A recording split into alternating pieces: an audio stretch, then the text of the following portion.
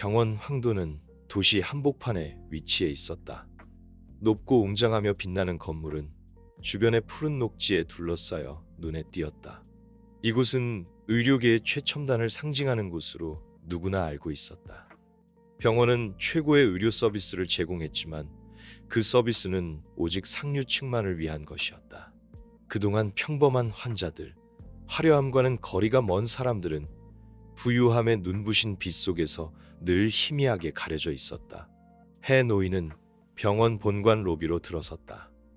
백발이 성성한 그는 낡고 해진 작업복과 색이 바랜 신발을 신고 있었다. 그 소박한 모습은 누구의 눈길도 끌지 못했다. 접수 직원들은 중요해 보이는 환자들을 응대하느라 분주했다. 아무도 그가 이 병원의 설립자라는 사실을 알아보지 못했다. 해 노인은 천천히 주위를 둘러보았다. 반짝이는 유리벽, 고급스러운 가구, 모든 것이 최고급을 자랑했다. 하지만 그가 찾는 것은 그런 화려함이 아니었다. 그는 병원의 설립 이념인 모든 환자는 치료받을 자격이 있다라는 정신이 아직 이곳에 남아있는지 확인하고 싶었다. 해 노인은 접수대로 다가갔다. 젊은 직원이 정중한 미소를 띠며 반짝이는 검은색 양복을 입고 값비싼 휴대폰을 든 남자를 응대하고 있었다. 접수대 뒤편에서는 정갈한 유니폼을 입은 접수 책임자 홍아가 고급스러운 옷차림의 환자들과 즐겁게 이야기를 나누고 있었다. 해 노인이 입을 열었다. 안녕하세요. 진료 접수하려고 합니다. 아무도 대답하지 않았다. 직원들은 마치 듣지 못한 듯 자신의 일에만 열중했다. 해 노인은 참을성 있게 기다리며 2번이나 다시 말했지만 그들의 시선은 해 노인에게로 향하지 않았다. 그 무관심의 해 노인은 자신이 평생을 바쳐 세운 이곳에서 낯선 사람처럼 느껴졌다. 바로 그때 부드러운 목소리가 들려왔다. 할아버지, 무엇을 도와드릴까요? 해 노인은 고개를 돌렸다. 앞에는 연이라는 젊은 여성이 서 있었다. 작은 체구에 다소 큰 유니폼을 입은 그녀의 눈에는 진심이 담겨 있었다. 그녀는 미소를 지으며 다가왔다. 진료 접수하시려는 거죠? 제가 도와드릴게요. 연은 해 노인을 접수대로 안내하고 차분하게 정보를 입력하도록 도왔다. 그녀의 동작은 느리지만 꼼꼼했다. 해 노인은 연을 바라보며 눈빛이 부드러워졌다. 그 작은 행동에 그는 감동과 슬픔이 교차하는 감정을 느꼈다. 이 차가운 공간에도 아직 인간미를 잃지 않은 사람이 있었다. 접수를 기다리는 동안 해 노인은 다른 직원들을 관찰했다. 차별은 점점 더 뚜렷해졌다. 겉모습이 초라한 환자들은 무시당하거나 건성으로 대했다. 요일라는 명칭을 단 사람들만이 미소와 친절, 그리고 세심한 배려를 받았다. 해 노인은 아무 말도 하지 않았지만 마음속에는 깊은 슬픔이 드리워졌다. 그는 생각했다. 이곳이 내가 자랑스러워했던 병원 황도가 맞는가? 그동안 연은 묵묵히 자신의 일을 했다. 그녀는 자신이 응대하는 초라한 노인이 이곳의 설립자라는 사실을 전혀 알지 못했다. 아침 햇살이 황도 병원의 유리창을 통해 부드럽게 스며들었다. 접수 로비는 다양한 소리로 가득 찼다. 높은 굽소리, 직원들의 웃음소리, 전화벨 소리 등이 어지럽게 섞여 들렸다. 해 노인은 구석에 앉아 마치 세상과 동떨어진 사람처럼 모든 것을 지켜보았다. 그는 마른 손으로 진료 접수증을 꽉 쥐었다. 슬픔을 감추지 못하는 그의 흐린 눈에는 깊은 슬픔이 서려 있었다. 저 멀리 접수대 주변에 모여있던 직원들 사이로 자신감 넘치는 목소리가 들려왔다. 안녕하십니까? 오늘 제 요일 병실 준비됐죠? 해 노인이 고개를 들었다. 방금 들어온 사람은 부동산 업계의 유명 사업가인 성 회장이었다. 검은 양복, 윤이 나는 구두, 그리고 손목에 빛나는 고급 시계를 찬 그의 모습은 권력과 부를 상징하는 듯했다. 그와 동행한 사람들 역시 화려한 옷차림이었고 그들의 목소리는 마치 병원 전체를 소유한 듯 공간을 가득 채웠다. 접수 책임자 홍하는 즉시 자리에서 일어나 환한 미소로 마치 귀한 손님을 만난 듯 반갑게 맞이했다. 성 회장님, 어서 오세요. 요일 병실은 완벽하게 준비되었습니다. 이쪽으로 안내해 드리겠습니다. 해노이는 그 모습을 지켜보며 마음이 무거워졌다. 그는 방금 전까지 자신에게 눈길조차 주지 않았던 홍하를 바라보았다. 그는 그녀를 탓하지 않았지만 너무나 뚜렷한 차별에 자신이 만든 병원이 낯설게 느껴졌다. 요일 환자들이 극진한 대접을 받는 동안 해노이는 조용히 기다렸다. 그는 무언가를 확인하고 싶었다. 병원의 진짜 모습을 더 자세히 보고 싶었다. 갑자기 날카로운 목소리가 정적을 깨뜨렸다. 연, 뭐 하는 거야? 저 환자는 놔두고 성 회장님 응대 먼저 해야지. 접수대 뒤에 서 있던 홍아가 실습생인 연에게 소리쳤다. 연은 해노인 옆에 서서 그의 서류를 확인하고 있었다. 그녀는 고개를 들고 예상치 못한 지시에 놀란 표정을 지었지만 침착하게 대답했다. 팀장님, 해 할아버지께서 먼저 오셨습니다. 먼저 접수를 마무리해드리고 성 회장님을 돕겠습니다. 홍아는 눈살을 찌푸리며 더욱 날카로운 목소리로 말했다. 연, 내 말 못 알아듣겠어. 성 회장님은 우리 병원 요일 환자야. 당연히 우선적으로 응대해야지. 저 사람은 나중에 해도 늦지 않아. 해 노인은 조용히 앉아 연을 바라보았다. 그의 흐릿한 눈에는 호기심과 고마움이 뒤섞여 있었다. 그는 이 젊은 여성이 어떻게 행동할지 궁금했다. 연은 해노인을 돌아보며 그의 차분하지만 격려하는 눈빛과 마주쳤다. 그녀는 고개를 숙여 해노인에게 말했다. 할아버지, 죄송합니다. 잠시만 기다려주세요. 그리고 나서 홍아를 똑바로 쳐다보며 작지만 단호한 목소리로 말했다. 죄송하지만 저희 병원은 원칙적으로 선착순으로 접수합니다. 해 할아버지께서 먼저 오셨기 때문에 먼저 접수를 도와드려야 합니다. 그 후에 성 회장님을 돕겠습니다. 로비의 공기가 멈춘 듯 고요해졌다. 홍하는 말을 잇지 못하고 얼굴이 붉어졌다. 연, 너 왜 이렇게 고집을 부리는 거야? 이 병원은 성 회장님 같은 요일 환자들 덕분에 운영되는 거야. 저런 사람이 병원에 무슨 도움이 된다고 생각해? 홍하의 날카로운 말은 해노인의 가슴에 비수처럼 꽂혔다. 그는 고개를 숙인 채 슬픈 눈으로 아무 말 없이 조용히 앉아 있었다. 연은 침착함을 유지하며 대답했다. 저는 개인적인 감정으로 이러는 게 아닙니다. 모든 환자는 평등하게 대해져야 한다고 생각합니다. 그것이 이 병원의 설립 이념입니다. 그녀의 목소리가 고요한 로비에 울려 퍼지자 모두가 잠시 숨을 죽였다. 홍아는 더 이상 참지 못하고 목소리를 높였다. 연, 요일 환자들을 제대로 응대하지 않으면 그분들을 잃게 될 거야. 그는 내 생각보다 훨씬 심각할 거야.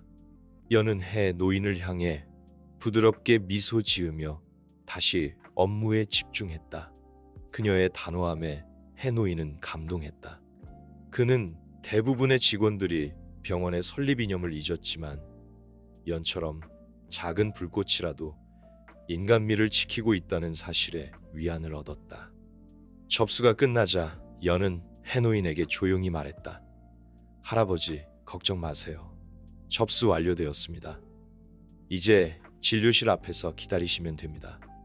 해노인은 미소를 지으며 그녀의 어깨에 손을 얹고 부드럽게 말했다. 고맙네, 아가씨. 정말 잘했어. 로비 건너편에서는 성 회장이 여전히 직원들에게 둘러싸여 극진한 대접을 받고 있었다. 해노인은 천천히 자리에서 일어나 로비를 나섰다. 그의 마음속에는 이미 결정이 내려져 있었다. 평소 질서 정연하고 분주했던 황도병원 로비는 성 회장과 요일 환자들의 등장으로 순식간에 아수라장이 되었다. 직원들과 다른 환자들의 시선은 권력과 부의 상징인 성 회장에게로 집중되었다. 구석에서 모든 것을 지켜보던 해노인은 차별이 단순한 응대 방식의 문제가 아니라 이 병원의 문화로 자리 잡았다는 사실을 깨달았다.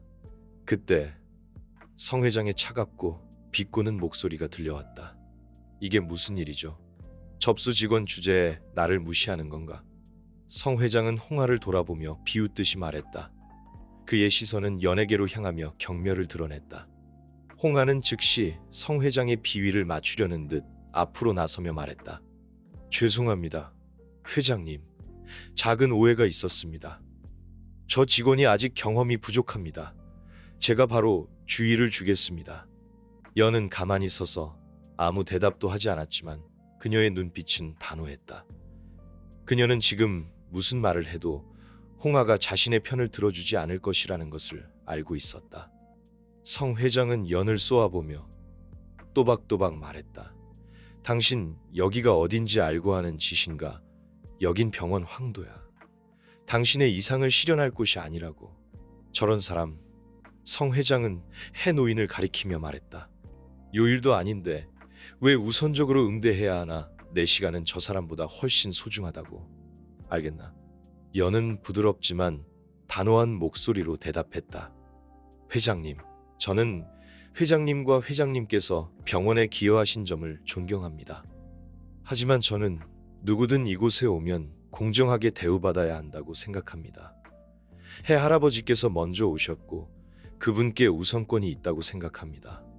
연의 대답에 로비의 공기는 무겁게 가라앉았다. 주변 직원들은 수군거리기 시작했고 시선은 연과 홍아 사이를 오갔다. 홍아는 더 이상 참지 못하고 큰 소리로 말했다. 연, 이 병원이 요일 환자들 덕분에 운영된다는 사실을 모르는 건가? 그분들이 없으면 우리는 운영 자금을 어디서 구하겠어? 너는 지금 내 미래를 망치고 있는 거야. 연은 홍아를 쳐다보았다. 그녀의 눈은 단호함으로 빛났다. 자신의 말이 그 누구에게도 환영받지 못할 것을 알았지만 그녀는 말해야만 했다. 팀장님. 저도 요일 환자들이 병원에 중요하다는 것을 알고 있습니다. 하지만 저는 평범한 환자들을 잇는다면 이 병원은 존재 의미를 잃게 될 것이라고 생각합니다. 그녀의 말은 해노인의 가슴 깊이 밝혔다. 그는 고마움 가득한 눈으로 그녀를 바라보았지만 여전히 침묵을 지켰다. 웃기는군. 성 회장은 크게 웃으며 말했다. 당신이 뭔데 여기서 설교를 하는 건가? 이 병원이 나 같은 사람을 제대로 응대하지 못하면 난 다른 병원으로 갈 거야.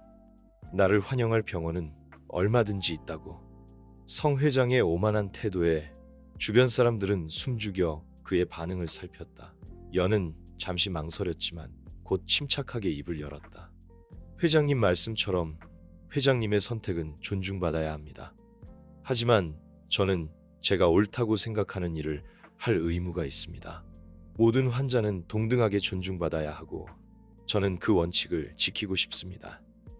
연의 단호한 목소리는 의외로 흔들림 없이 울려 퍼졌다. 홍아는 당황한 기색이 역력했다. 그녀는 성 회장의 눈치를 보며 어쩔 줄 몰라 했다. 성 회장은 어이가 없다는 듯 코웃음을 치며 말했다. 재밌군. 그래, 당신 마음대로 해보시지. 하지만 후회하게 될 거야.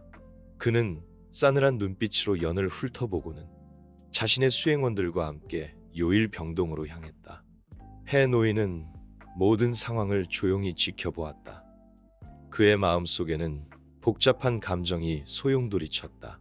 병원의 변질된 모습에 대한 실망감, 연의 용기 있는 행동에 대한 감동, 그리고 앞으로 병원을 어떻게 이끌어가야 할지에 대한 고민이었다. 잠시 후 연이 해 노인에게 다가왔다. 그녀의 얼굴에는 미안함과 걱정이 가득했다. 할아버지, 죄송합니다. 많이 불편하셨죠? 해 노인은 고개를 저으며 따뜻한 미소를 지었다. 아니야, 괜찮다. 오히려 고맙구나. 내 덕분에 이 병원에 아직 희망이 있다는 걸 알게 되었어. 연은 의아한 표정으로 해 노인을 바라보았다. 해 노인은 품에서 명함을 꺼내 연에게 건넸다. 연은 놀란 눈으로 명함을 바라보았다. 그녀는 자신이 응대했던 초라한 노인이 바로 병원의 설립자라는 사실을 깨닫고는 말을 잇지 못했다. 해 노인은 부드러운 목소리로 말했다. 연, 자네 같은 젊은이가 있어서 다행이야. 이 병원은 자네 같은 사람이 필요해. 나와 함께 이 병원을 바꿔보지 않겠나. 연은 감격에 겨워 눈물을 글썽이며 고개를 끄덕였다. 해 노인은 미소를 지으며 연의 어깨를 두드렸다. 그들의 눈빛이 마주치는 순간 병원 황도의 미래에 희망의 빛이 비추기 시작했다. 해 노인은 병원을 되찾기 위한 계획을 세우기 시작했고 연은 그의 든든한 지원군이 되어 주었다. 그들은 잊혀진 설립 이념을 되살리고 모든 환자에게 평등한 의료 서비스를 제공하는 병원을 만들기 위해 함께 나아갔다. 제가 한국어로 이야기를 다시 말씀드릴 수는 없지만 제가 이해한 내용을 바탕으로 최대한 한국어로 이야기를 구성해 보겠습니다. 등장인물의 이름은 한국 이름으로 바꾸겠습니다. 병원 접수대에서 시끄러운 소리가 났습니다. 요일 환자인 김성현 씨가 일반 환자인 박혜수 할아버지보다 먼저 진료를 받겠다고 고집을 부리고 있었습니다. 접수 담당 간호사인 이현 씨는 병원 규정대로 먼저 온 박혜수 할아버지의 수속을 진행하려고 했습니다. 하지만 김성현 씨는 계속해서 소리를 지르며 이현 씨를 압박했고 접수 관리자인 최광 씨까지 나서서 이현 씨에게 김성현 씨를 우선 진료하도록 지시했습니다. 최광 씨는 이현 씨에게 김성현 씨 같은 요일 환자를 놓치면 병원에 큰 손해가 될 수 있다며 이현 씨를 협박했습니다. 이현 씨는 규정을 어길 수 없다며 거절했지만 최광 씨는 계속 고집을 부리면 병원에서 나가야 할 것이라고 경고했습니다. 바로 그때 병원장이자 박혜수 할아버지의 아들인 박민준 원장이 접수대로 걸어왔습니다. 모두의 시선이 박 원장에게 집중되었습니다. 홍아 씨는 이현 씨가 요일 환자를 우선 진료하라는 지시를 따르지 않아 병원 이미지에 손상을 입히고 있다고 보고했습니다. 박 원장은 김성현 씨에게 불편한 점이 있는지 정중하게 물었습니다. 김성현 씨는 자신이 요일 환자임에도 불구하고 일반 환자와 똑같이 취급받는 것이 불만이라고 말했습니다. 만약 이런 식이라면 다른 병원으로 가겠다고 덧붙였습니다. 박 원장은 최광 씨에게 의견을 물었고 최광 씨는 이현 씨가 병원 규정을 제대로 이해하지 못하고 있다고 대답했습니다. 박 원장은 이현 씨에게 다가가 무엇이 잘못되었다고 생각하는지 물었습니다. 이현 씨는 자신은 규정대로 행동했을 뿐이며 모든 환자는 동등하게 존중받아야 한다고 차분하게 대답했습니다. 김성현 씨는 비웃으며 공평돈이 없으면 공평도 없다고 말했습니다. 자신이 병원에 기부한 돈이 얼마인지 아냐며 이현 씨에게 따져 물었습니다. 이현 씨는 김성현 씨의 기부에 감사하지만 모든 환자는 부유하든 가난하든 존중받아야 한다는 자신의 신념을 굽히지 않았습니다. 김성현 씨는 박 원장에게 병원의 서비스 방식에 변화가 없다면 다른 병원으로 옮기겠다고 최후 통첩을 날렸습니다. 그때 박 원장은 조용히 박혜수 할아버지에게 의견을 물었습니다. 홍아 씨는 그제서야 박혜수 할아버지가 박 원장의 아버지라는 사실을 깨달았습니다. 박혜수 할아버지는 천천히 자리에서 일어섰습니다.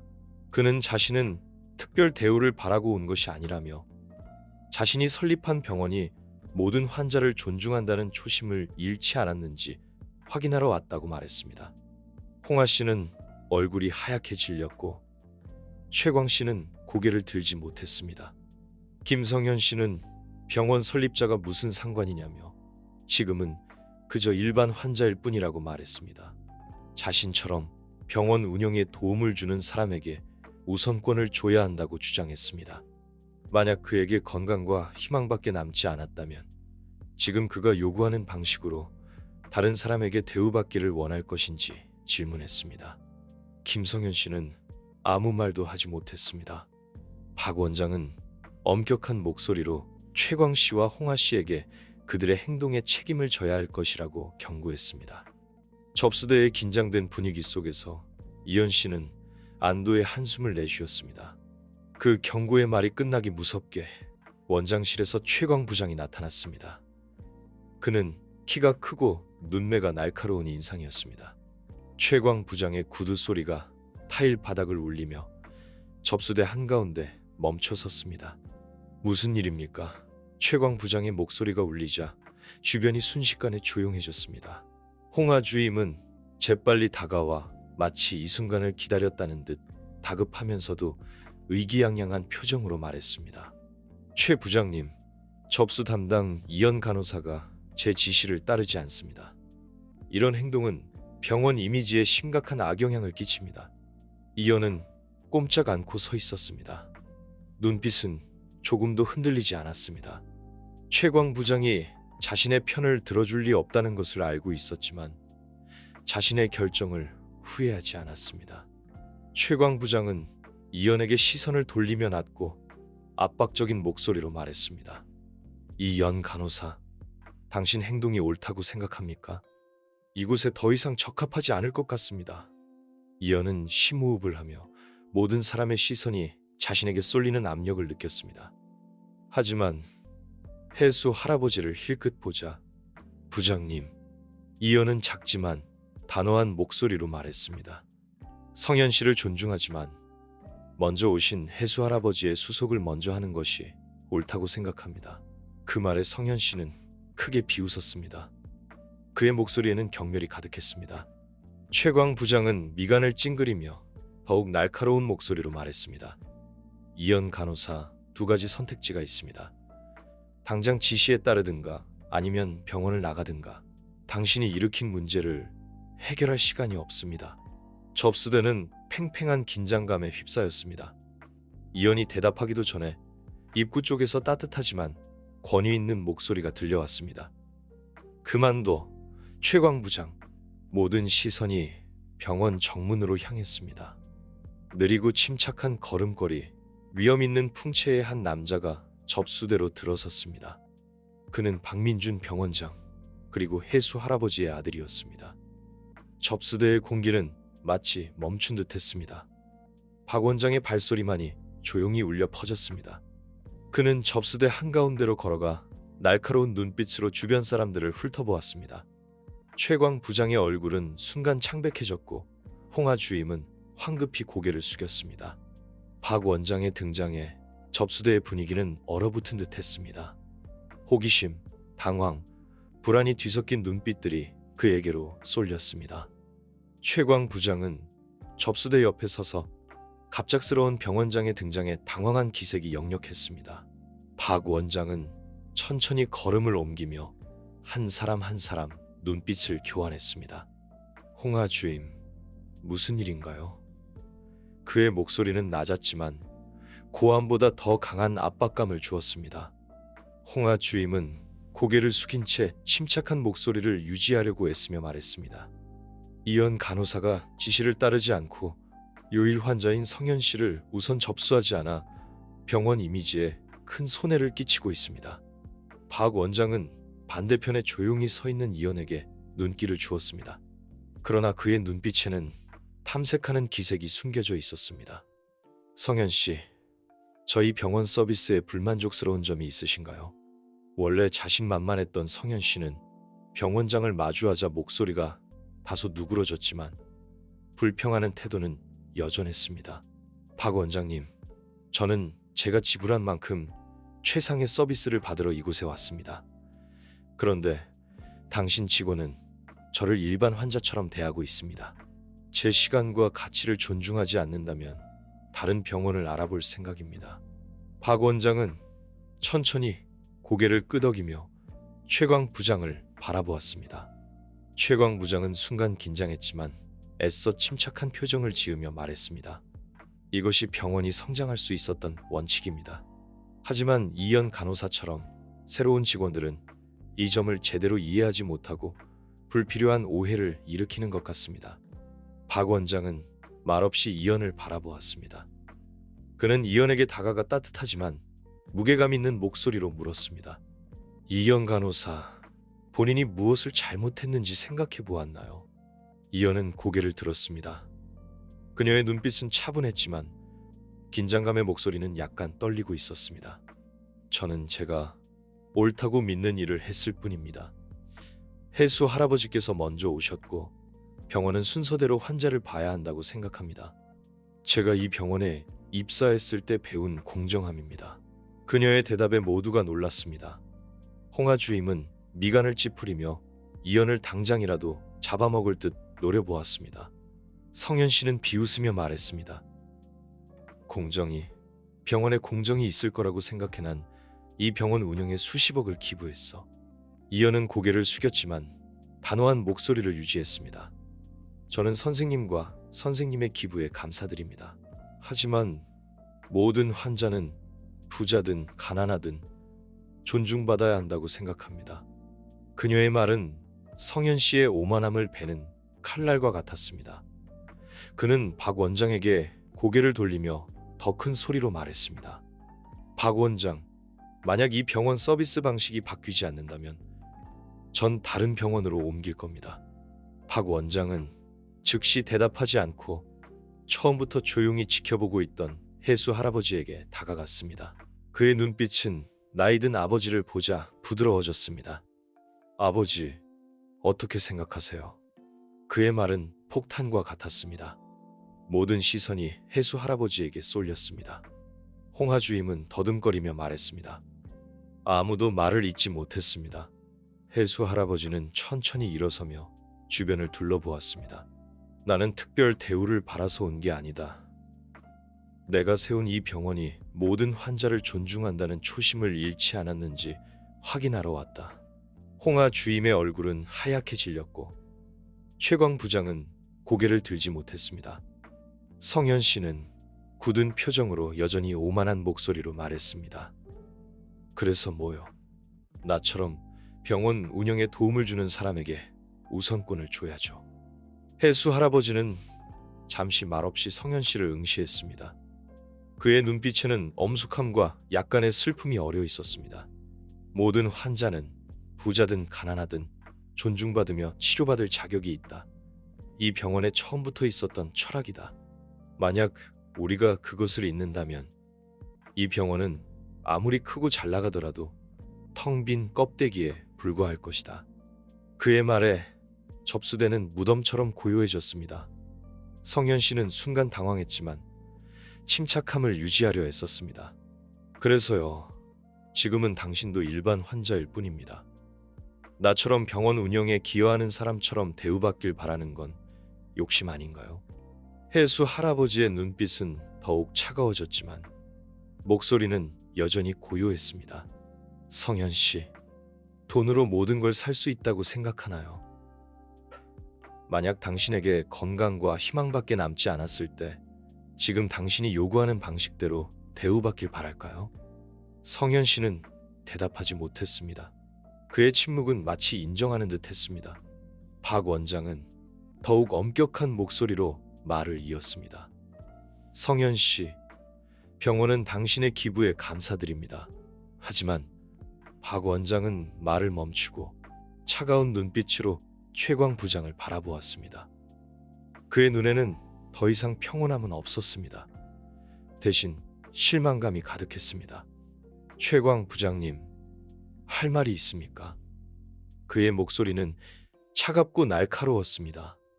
최광 부장은 고개를 숙이며 애써 평정심을 유지하려 했지만 떨리는 목소리를 감출 수는 없었습니다. 원장님, 저는 단지 요일 환자 우선 진료가 병원 발전에 필수적이라고 생각했습니다. 병원의 가치를 훼손하려는 의도는 없었습니다. 박 원장은 비웃음을 지었습니다. 씁쓸함이 가득한 웃음이었습니다. 병원의 핵심 가치를 짓밟으면서 발전하는 게 옳다고 생각합니까? 잊었나 본데 다시 한번 말씀드리죠. 이 병원은 모든 환자를 공평하게 치료해야 한다는 철학 위에 세워졌습니다. 그건 아무도 버려져서는 안 된다는 뜻입니다. 박 원장은 걸음을 옮겨 창백해진 얼굴로 고개를 푹 숙이고 있는 홍하 주임에게 다가갔습니다. 그의 눈빛은 칼날처럼 날카로웠습니다. 홍하 주임, 당신은 접수 책임자입니다. 당신의 업무는 환자를 맞이하는 것뿐만 아니라 병원의 가치를 대변하는 것입니다. 하지만 오늘 당신의 행동은 제 신뢰를 저버렸습니다. 홍하 주임은 떨리는 목소리로 눈물을 글썽이며 말했습니다. 원장님, 저는 그저 제 일을 잘하려고 했을 뿐입니다. 누구에게도 상처를 주려는 의도는 없었습니다. 박 원장은 손을 들어 그녀의 말을 막았습니다. 변명은 필요 없습니다. 당신이 감당해야 할 결과에 대해서는 나중에 이야기하죠. 처음부터 자만심 가득한 표정을 짓고 있던 성현 씨가 갑자기 끼어들었습니다. 박 원장님, 너무 감정적으로 대응하시는 것 같습니다. 저 사람이 왜 우선적으로 진료를 받아야 하는지 이해가 안 됩니다. 병원에 무슨 기여를 했습니까? 그의 질문은 날카로운 칼날과 같았습니다. 그러나 해수 할아버지는 당황하기는커녕 오히려 희미하게 미소 지었습니다. 그는 즉시 대답하는 대신 앞으로 나서며 성현 씨를 깊은 눈으로 응시했습니다. 내가 누군지 알고 싶나? 해수 할아버지의 목소리는 느렸지만 긴장된 공기에 무게감을 더했습니다. 나는 이 병원을 세운 사람이다. 여기 있는 벽돌 하나하나, 유리창 하나하나에 내 인생이 담겨 있다. 하지만 더 중요한 건 내가 자네와 여기 많은 사람들이 잊고 있는 인간적인 가치를 심었다는 것이다. 접수대는 다시 한번 얼음처럼 조용해졌습니다. 그래서 뭐 어쩌라는 겁니까? 지금 당신은 그냥 일반 환자잖아요. 나처럼 병원 운영에 도움을 주는 사람과 똑같이 취급받을 순 없죠. 해수 할아버지의 눈빛은 더욱 차가워졌지만 목소리는 여전히 침착했습니다. 성현 씨, 정말 돈이면 다 된다고 생각하나요? 당신에게 건강과 희망밖에 남지 않았을 때 지금 당신이 요구하는 방식대로 다른 사람에게 대접받고 싶을까요? 성현 씨는 아무 말도 하지 못했습니다. 그의 침묵은 모든 것을 말해주고 있었습니다. 박 원장은 엄중한 목소리로 말했습니다. 성현 씨, 병원은 당신의 기부에 감사드립니다. 하지만 이 병원은 모든 환자를 존중해야 한다는 원칙을 결코 저버릴 수 없습니다. 그는 이연에게 따뜻한 눈길을 보내며 말했습니다. 앞으로도 이 가치를 꼭 지켜주세요. 이연은 고개를 숙였습니다. 가슴을 짓누르던 무거운 압박감이 사라지고 안도감이 밀려왔습니다. 접수대의 공기는 무겁게 가라앉았습니다. 샹들리에의 밝은 불빛 아래 불안과 호기심이 섞인 시선들이 박 원장과 해수 할아버지에게로 향했습니다.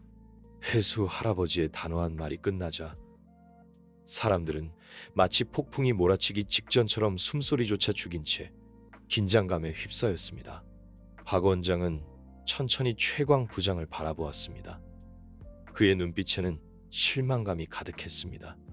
최광 부장은 고개를 숙인 채 애써 침착한 목소리를 내려고 노력했지만 떨리는 기색을 감출 수 없었습니다. 원장님, 저는 단지 요일 환자를 우선 진료하는 것이 병원 발전에 필수적이라고 생각했습니다. 병원의 가치를 훼손할 의도는 없었습니다. 박 원장은 씁쓸한 미소를 지었습니다. 병원의 핵심 가치를 짓밟으면서 발전하는 게 옳다고 생각합니까? 혹시 잊었을까봐 다시 한번 말씀드리지만 이 병원은 모든 환자는 치료받을 자격이 있다는 철학 아래 설립되었습니다. 그건 부자든 가난하든 아무도 버려져서는 안 된다는 뜻입니다. 박 원장은 창백해진 얼굴로 고개를 숙이고 있는 홍하 주임에게 다가갔습니다.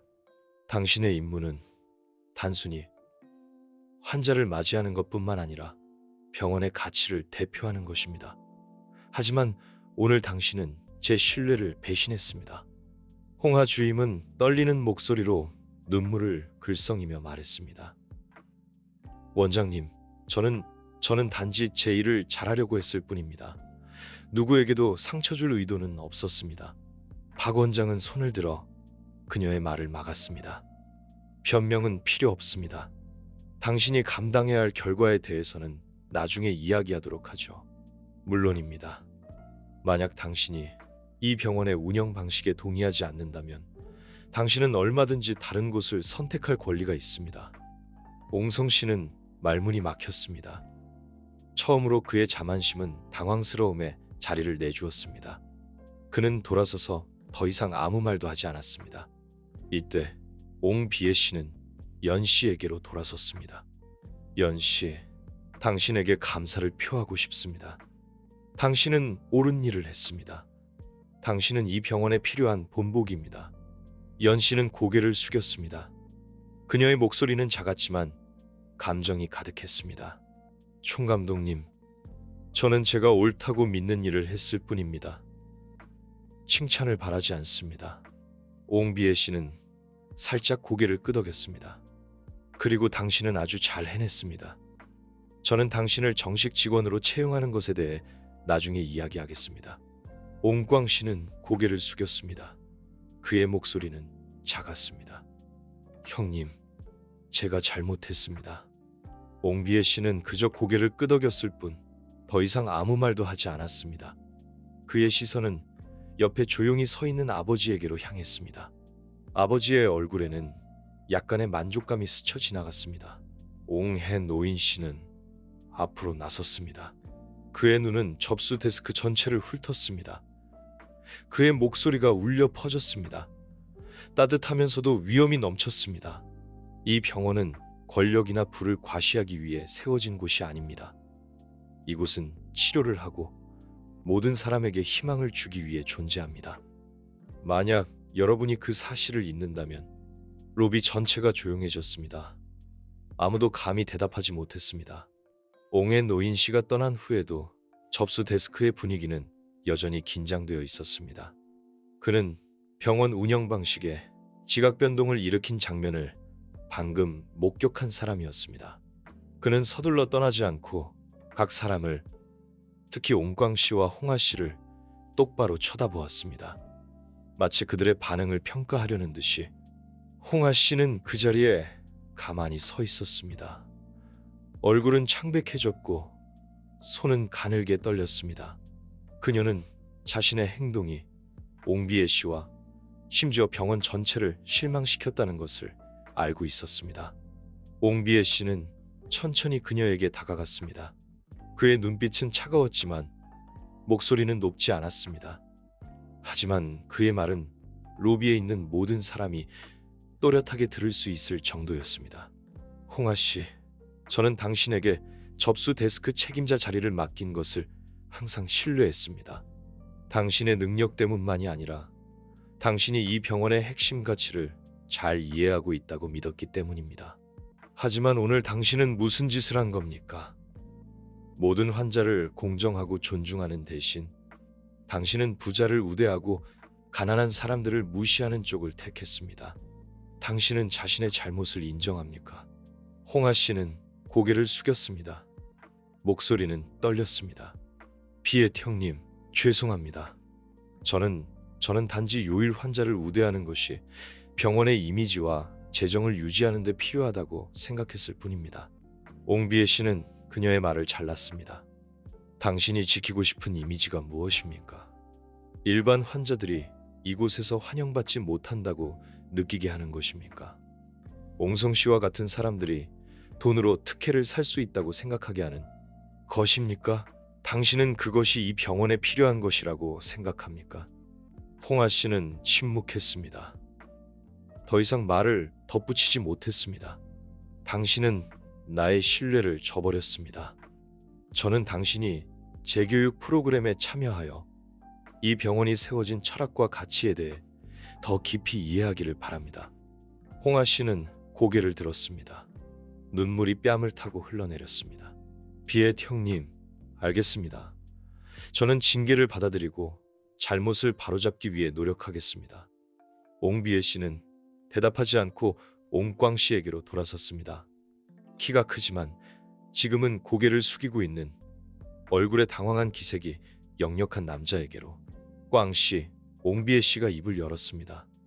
그의 목소리에서 전처럼 부드러움은 사라지고 대신 단호함이 담겨 있었습니다. 당신은 운영 이사이고 제가 병원 경영을 맡긴 사람입니다. 하지만 오늘 당신의 행동은 저를 실망시켰습니다. 왜 당신은 병원 운영의 특혜가 뿌리내리도록 내버려둔 겁니까?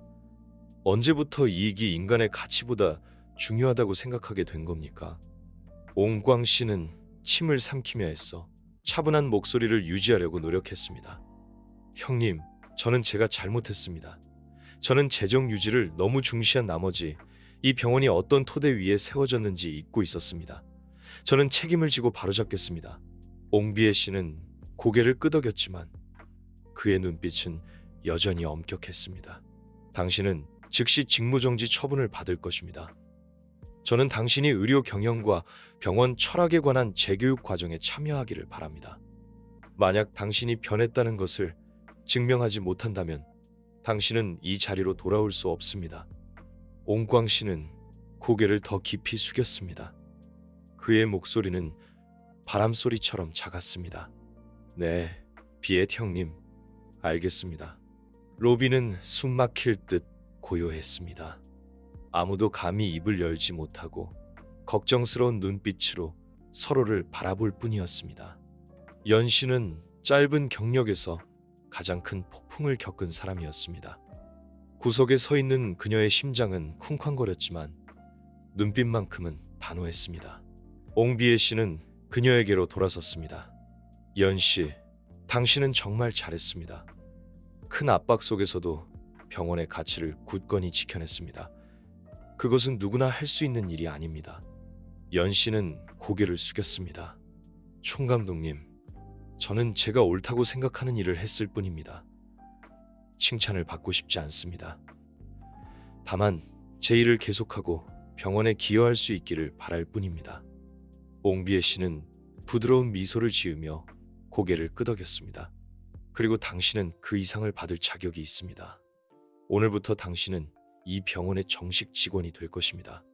뿐만 아니라 저는 당신이 신입 직원 교육팀에 합류하여 그들에게 영감과 핵심 가치를 전달해 주기를 바랍니다. 준비되었습니까? 연 씨는 고개를 들었습니다. 눈에는 눈물이 고였지만 자부심으로 빛나고 있었습니다. 총감독님, 준비되었습니다. 로비에 있던 몇몇 직원들이 박수를 치기 시작했습니다. 긴장된 분위기가 깨지고 서 있는 직원들과 복도에서 기다리는 환자들 모두 공정함과 인간의 빛이 돌아오는 것을 보며 안도했습니다. 다음 날 아침 병원 황도 병원에는 전날처럼 긴장된 눈빛이나 무거운 분위기는 없었습니다. 하지만 전날 사건의 여파는 여전히 직원들 마음속에 남아 있었습니다. 병원 설립자인 옹해 노인 씨와 총감독 옹비에 씨는 대강당에서 열린 전체 직원 회의에 참석했습니다. 이사부터 접수 직원까지 모든 직원들의 얼굴에는 걱정과 불안이 가득했습니다. 단상의 선홍에 노인 씨의 눈은 차분하지만 무게감 있게 모든 사람을 훑었습니다.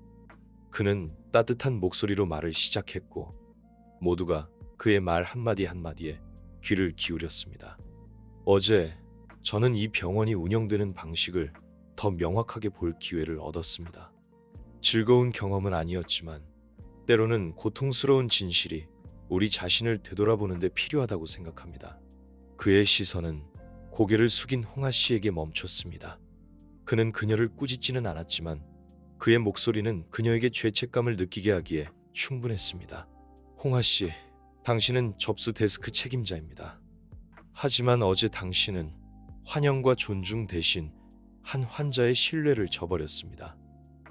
그는 부유하지는 않지만 평등한 대우를 받을 자격이 있는 사람이었습니다. 홍아 씨는 흐느끼며 애써 평정을 유지하려 했지만 목소리는 떨렸습니다. 회장님, 제가 잘못했습니다. 저는 변하고 제 잘못을 바로잡겠다고 약속합니다. 옹해 노인 씨는 고개를 살짝 끄덕였습니다. 그의 목소리가 부드러워졌습니다.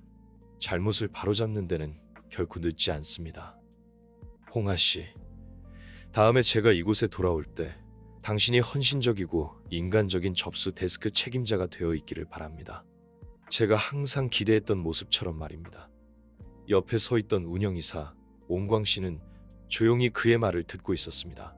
옹해 노인 씨의 시선이 그에게로 옮겨가자 그는 고개를 살짝 숙이며 감정이 담긴 작은 목소리로 말했습니다. 옹해 노인 회장님, 제가 잘못했습니다. 저는 재정적인 압박 때문에 이 병원이 세워진 가치를 잊고 있었습니다. 저는 변하겠다고 약속하고 회장님의 가르침을 결코 잊지 않겠습니다. 옹해 노인 씨는 고개를 끄덕였습니다. 그의 목소리가 단호해졌습니다. 꽝 씨, 저는 누구에게나 잘못을 바로잡을 기회가 있다고 믿습니다. 하지만 당신이 변하지 않는다면 저뿐만 아니라 이곳의 직원들과 환자들도 당신을 용서하지 않을 것입니다. 이 병원은 이윤을 추구하는 곳이 아니라 치료하고 희망을 주는 곳입니다. 강당은 조용했습니다. 아무도 감히 말을 꺼내지 못했습니다. 옹의 노인 씨는 강당 뒤편에 겸손하게 서 있는 젊은 여성 연 씨에게 시선을 돌렸습니다. 연 씨, 고맙습니다. 당신은 저에게, 그리고 아마도 이 병원 전체에 중요한 교훈을 가르쳐 주었습니다. 인간애와 공정함은 돈으로 살 수도 잃을 수도 없는 것입니다. 당신은 정말 잘했습니다. 연 씨는 고개를 숙였습니다. 눈에는 눈물이 고였습니다. 옹의 노인 회장님, 저는 제가 옳다고 생각하는 일을 했을 뿐입니다. 다만 이 병원이 회장님이 세우신 가치를 영원히 지켜나가기를 바랍니다. 옹비에 씨는 앞으로 나와 연 씨의 어깨에 손을 얹고 따뜻한 목소리로 말했습니다. 연 씨, 당신이 정말 자랑스럽습니다. 오늘부터 당신은 정식 직원일 뿐만 아니라 제가 이 병원을 더 나은 곳으로 만들기 위해 신뢰하는 사람 중 한 명입니다. 저는 당신이 교육팀에 합류하여 새로운 직원들에게 정신과 핵심 가치를 전달해 주기를 바랍니다. 강당 전체에 박수 소리가 울려 퍼졌습니다. 서 있는 직원들과 복도에서 기다리는 환자들 모두에게서 연 씨는 고개를 숙였습니다. 행복의 눈물이 그녀의 뺨을 타고 흘러내렸습니다. 회의가 끝난 후 옹의 노인 씨와 옹비에 씨는 접수 데스크를 나섰습니다. 옹의 노인 씨는 주변을 천천히 둘러보았습니다. 그의 눈에는 생각에 잠긴 듯한 빛이 어렸습니다. 아버지께서 일어난 일에 실망하셨다는 것을 알고 있습니다. 하지만 저는 약속합니다. 저는 이 병원이 다시는 잘못된 길로 가지 않도록 하겠습니다. 옹의 노인 씨는 미소를 지으며 아들의 어깨를 가볍게 두드렸습니다. 비엣, 넌 잘하고 있다. 중요한 것은 네가 잘못을 바로잡을 뿐만 아니라 어려운 상황에서도 옳은 일을 한다는 것이다. 이 병원은 이제 네 것이다. 아버지를 실망시키지 마라. 옹비에 씨는 고개를 숙였습니다. 그의 눈에는 결의가 빛났습니다. 정문 근처 구석에 서서 두 부자의 뒷모습을 바라보던 연 씨의 마음에는 이 병원이 자신의 가치를 잊지 않기를 바라는 희망이 가득했습니다. 여러분, 이 의미 있는 이야기를 끝까지 시청해 주셔서 감사합니다. 댓글로 여러분의 생각을 공유하고 채널 구독을 눌러 저희를 응원해 주세요. 더 깊이 있고 감동적인 이야기로 다시 찾아뵙겠습니다. 옹비에 씨는 아버지와 함께 병원을 나서며 마음속으로 다짐했습니다. 아버지의 뜻을 이어받아 이 병원을 진정으로 사람들을 위한 곳으로 만들겠습니다. 며칠 후 홍아 씨는 재교육 프로그램에 참여했습니다. 하지만 교육 과정을 통해 병원의 설립 이념과 환자 중심의 가치를 다시 한번 되새기며 자신의 과오를 진심으로 반성하게 되었습니다. 그녀는 과거의 잘못을 잊지 않고 새롭게 시작할 기회를 감사히 여기며 교육에 적극적으로 임했습니다. 옹광 씨 역시 마찬가지였습니다. 직무 정지 처분을 받은 그는 처음에는 깊은 좌절감에 빠졌습니다. 하지만 옹비에 씨의 엄격함 속에 담긴 진심 어린 걱정과 병원의 미래를 위한 진정한 의도를 이해하게 되면서 그의 마음도 서서히 변화하기 시작했습니다. 그는 자신의 경영 방식을 되돌아보며 진정한 의료 경영의 의미를 되찾기 위해 노력했습니다. 연 씨는 정식 직원이 된 후 신입 직원 교육팀에 합류했습니다. 그녀는 자신의 경험을 바탕으로 신입 직원들에게 환자를 존중하고 공정하게 대하는 것의 중요성을 강조했습니다. 그녀의 진솔한 이야기는 신입 직원들에게 깊은 감명을 주었고 병원의 핵심 가치를 가슴속에 새기게 했습니다. 연 씨의 교육은 단순한 직무 교육을 넘어 병원의 정신을 계승하는 중요한 역할을 담당하게 되었습니다. 시간이 흘러 홍아 씨는 다시 접수 데스크로 돌아왔습니다. 이전과는 달리 그녀는 모든 환자를 따뜻한 미소와 존중하는 마음으로 대했습니다. 그녀의 변화는 환자들뿐만 아니라 동료들에게도 감동을 주었고 병원 전체에 긍정적인 분위기를 불어넣었습니다. 옹광 씨 역시 재교육을 마치고 운영이사로 복귀했습니다. 그는 이익만을 추구하던 과거의 경영 방식을 버리고 환자 중심의 경영 철학을 실천하며 병원의 발전에 기여했습니다. 그는 이제 병원의 재정적 안정과 환자들의 행복을 동시에 추구하는 진정한 리더로 성장했습니다. 병원 황도. 병원은 이 사건을 계기로 더욱 성장했습니다. 환자를 최우선으로 생각하는 병원의 진심은 지역 사회에 널리 알려졌고 많은 사람들에게 신뢰받는 병원으로 자리매김했습니다. 그리고 이 모든 변화의 중심에는 용기 있는 행동으로 병원의 가치를 지켜낸 연 씨가 있었습니다. 그녀는 이제 병원의 상징적인 존재이자 모든 직원들의 귀감이 되었습니다.